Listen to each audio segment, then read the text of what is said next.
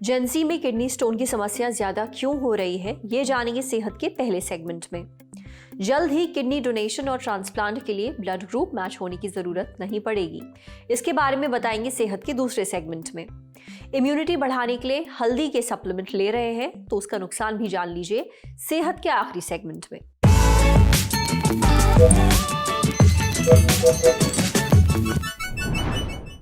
एक ग्लास लीजिए और उसमें थोड़ा सा नमक डालिए।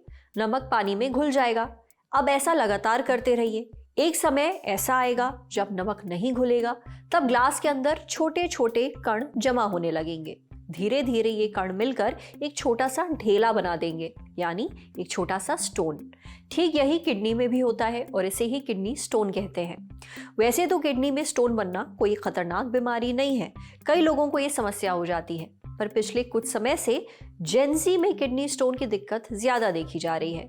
ऐसा क्यों हो रहा है, ये हम आज जानेंगे सेहत के इस एपिसोड में। डॉक्टर से समझेंगे जेंजी में किडनी स्टोन की समस्या ज्यादा क्यों हो रही है, किडनी स्टोन के लक्षण क्या हैं, क्या गलतियां अवॉइड करनी चाहिए, किडनी स्टोन के लिए कौन से टेस्ट करवाएं और किडनी स्टोन का इलाज क्या है। सुनिए। पिछली जनरेशन से अगर हम देखें तो ये जो नई यंगर जनरेशन है, इसमें तकरीबन स्टोन की तादाद डबल हो गई है। पहले हालांकि वो 12 से 15% होता था, आजकल वो 20 से 25% पहुंच गया है। और इसके लिए बहुत सारे कारण हैं, बट मूल कारण इसका यही है कि हमारा जो डाइट में बदलाव आना, लाइफस्टाइल सेडेंटरी हो जाना, ओबेसिटी हो जाना। ओबेसिटी काफ़ी कॉमन हो गई है, आपने जैसे देखा होगा। एंटीऑक्सीडेंट डेफिशिएंट डाइट होना, सन एक्सपोजर कम होना, ये सारे कारण हैं जिनकी वजह से ये जनरेशन, जो यंगर जनरेशन है, this is becoming a very stone prone generation. ज़्यादातर जब स्टोन किडनी के अंदर ही सीमित हो तो वो साइलेंट ही रहता है, ज़्यादा लक्षण नहीं देता। यूरिन में ब्लड आना या यूरिन में इन्फेक्शन होना, ये एक पहला लक्षण हो सकता है जिसकी वजह से हमें पता चले कि किडनी में स्टोन है। मेजॉरिटी ऑफ द टाइम्स ये स्टोन तभी ही हमें पता लगता है जब वो वहाँ किडनी से सरक करके नीचे आ करके किडनी की ट्यूब में फंस गया हो, जिसे हम यूरेटर कहते हैं। क्योंकि जब वो यूरेटर में फंस जाता है तो उसी समय पेशेंट को पेन होता है और वही कारण होता है जिसकी वजह से वो इमरजेंसी में हमारे पास पहुँचते हैं। पहली चीज़ है हमारी diet. Westernisation of the diet हमें अवॉइड करनी है। ज़्यादा reliance on processed, ultra processed food हमें अवॉइड करना है। हमारी डाइट जो है एंटीऑक्सीडेंट रिच हो, जैसे कि उसमें रॉ वेजिटेबल्स हों, फ्रूट्स हों, जो आप डेली बेसिस पे लें। Secondly, obesity. मेक श्योर कि आपका बीएमआई 30 के नीचे रहे कम से कम। हालांकि नॉर्मल बीएमआई 25 तक होता है। ओवरवेट कैटेगरी में इतना ज़्यादा रिस्क नहीं होता स्टोन फॉर्मेशन का जितना कि ओबेसिटी कैटेगरी में होता है। तो इसलिए कोशिश करिए कि आप अपने नॉर्मल वेट में, नॉर्मल रेंज में अपना वेट रखें, या एटलीस्ट जो है कम से कम ओवरवेट रेंज तक ही सीमित रहें, अपने आप को ओबेसिटी कैटेगरी में ना आने दें।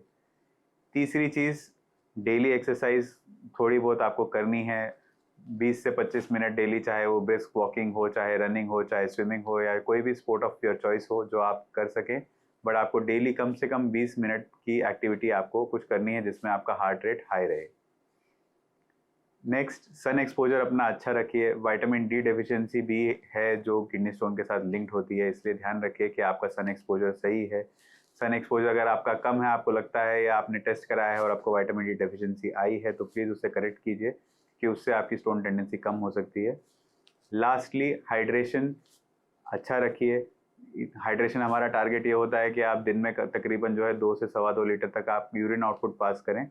हालांकि हाइड्रेशन में हम हर चीज़ को गिनते हैं। कोशिश कीजिए कि आप अपनी कैफिनेटेड ड्रिंक्स का इंटेक कम रखें, और alcohol and tobacco consumption on the minimal या स्टॉप कर सकते हैं तो वो सबसे बेहतर है, बट एटलीस्ट उसको मिनिमाइज तो कीजिए। नॉर्मली जो टेस्ट सबसे बेहतरीन होता है किडनी स्टोन की डिटेक्शन के लिए, वो होता है सीटी, प्लेन सीटी जिसे हम कहते हैं, सीटी स्कैन जिसे कहा जाता है। बट बिकॉज उसमें रेडिएशन एक्सपोजर होता है और रिस्क बार बार एक्सपोज करने का होता है पेशेंट को, इसलिए आमतौर पर हम इसके लिए स्क्रीनिंग के लिए एक सोनोग्राफी करते हैं। यदि आपका सोनोग्राफी में स्टोन पिकअप होते हैं या स्टोन के कोई लक्षण दिखते हैं तो उस समय पर हम चाहे तो सीटी स्कैन कर सकते हैं। किडनी स्टोन का इलाज बहुत सारी चीज़ों पर डिपेंड करता है। एक तो कि स्टोन का साइज़ क्या है, स्टोन किस जगह पर है, और स्टोन किस प्रकार का है, किडनी की कंडीशन क्या है स्टोन के रिलेटेड, एंड लास्टली के ओवरऑल पेशेंट की जनरल कंडीशन कैसी है। यदि अगर स्टोन छोटा है तो मोस्ट ऑफ द टाइम्स वो विद मेडिकेशन पास हो जाता है। अगर छोटा स्टोन है या बड़ा स्टोन है बट यूरेटर में फंसा हुआ है, किडनी में इन्फेक्शन कर रहा है, तो उसे हमें ऑपरेट करके क्लियर करना पड़ता है। या तो अगर किडनी के अंदर भी बड़ा स्टोन है तो उसे भी ऑपरेट करना पड़ता है। ये अच्छी बात है कि ये जो न्यू टेक्नोलॉजीज़ हैं जिसकी वजह से हम ये जितनी भी सर्जरीज करते हैं, ये सारी की सारी सर्जरी एंडोस्कोपिक सर्जरी होती है। ना इसमें कोई कटिंग होती है, ना कोई स्टिच होता है। पेशाब के रास्ते से ही अंदर जा करके लेज़र के द्वारा हम ये स्टोन्स को क्लियर कर देते हैं and we make sure that the kidney is safe. जिसे भी किडनी स्टोन हो चुका है उसे इसका दर्द जिंदगी भर याद रहेगा। आपके साथ ऐसा ना हो, इसलिए डॉक्टर साहब की बताई गई टिप्स जरूर फॉलो करिए, चाहे आप जेनजी हो या मिलेनियल। अब बढ़ते हैं सेहत के अगले सेगमेंट की तरफ, तन की बात।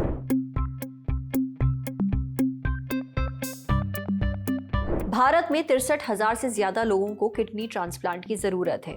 ये पता चला है national organ and tissue transplant organisation यानी नोटो की एक एनुअल रिपोर्ट से। भारत में हर साल हजारों लोगों को किडनी ट्रांसप्लांट की जरूरत पड़ती है, लेकिन डोनर ना मिलने की वजह से ट्रांसप्लांट नहीं हो पाता। नतीजा, हजारों जानें चली जाती हैं।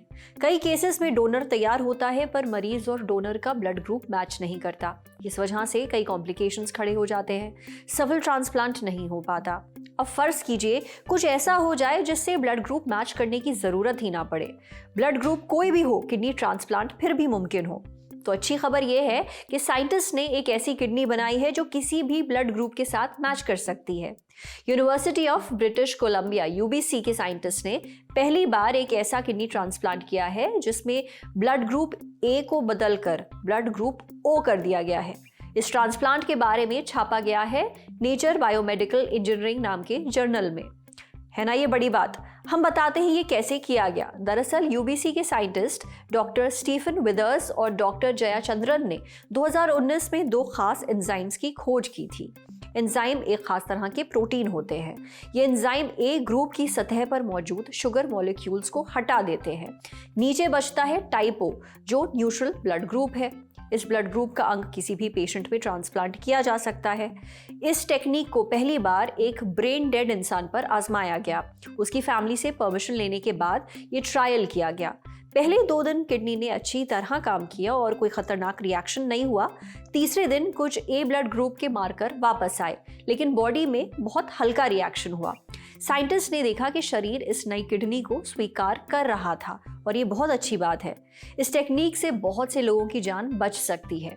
ओ ब्लड ग्रुप वाले मरीजों को सिर्फ ओ ब्लड ग्रुप की किडनी ही मिल सकती है जो बहुत कम होती है, इसलिए उन्हें ज्यादा इंतजार करना पड़ता है।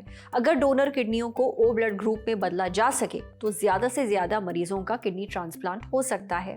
ये project university of British Columbia, waste China hospital और अवीवो बायोमेडिकल नाम की कंपनी ने मिलकर किया है। अब ये कंपनी आगे और ट्रायल करेगी। इस एक्सपेरिमेंट में शामिल डॉक्टर विदर्स का कहना है कि हमारी रिसर्च अब लोगों की जिंदगी बदल सकती है। अगर होने वाले ट्रायल सफल रहते हैं तो ऑर्गन डोनेशन और ट्रांसप्लांट मरीजों के लिए आसान बन सकता है, लाखों जानें बच सकती हैं। समझे? अब बारी है सेहत के आखिरी सेगमेंट की, खुराक यानी झक्कासी हेल्थ टिप। हल्दी का इस्तेमाल सिर्फ खाने में रंग और स्वाद के लिए ही नहीं, सेहत को तंदुरुस्त रखने के लिए भी किया जाता है। दरअसल कोविड के दौर में हल्दी के फायदों पर बहुत बात हुई थी।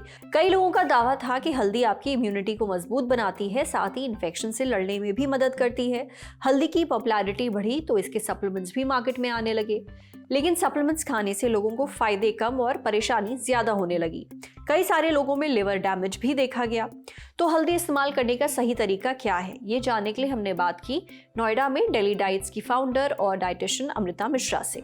डाइटिशियन अमृता कहती हैं कि हल्दी में मौजूद करक्यूमिन नाम का कंपाउंड बॉडी में इंसुलिन सेंसिटिविटी बढ़ाता है, जिससे टाइप 2 डायबिटीज का खतरा कम होता है। ये लिवर की सूजन भी कम करता है।